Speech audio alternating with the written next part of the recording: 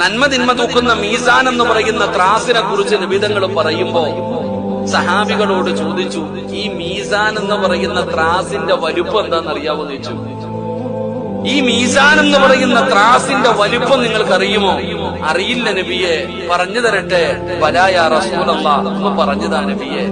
അള്ളാന്റെ റസൂൽ സല്ലല്ലാഹു അലൈഹി വസല്ലമ തങ്ങൾ പറയുന്നു, ഈ മീസാൻ എന്ന് പറയുന്ന ത്രാസിനകത്ത് ഈ കാണുന്ന ആകാശവും ഭൂമിയും വരെ എടുത്തു വെച്ച് തൂക്കാൻ പറ്റുന്ന ത്രാസാണ് ഞാനും നിങ്ങളും ചെയ്ത നന്മ തൂക്കുന്ന ത്രാസ്.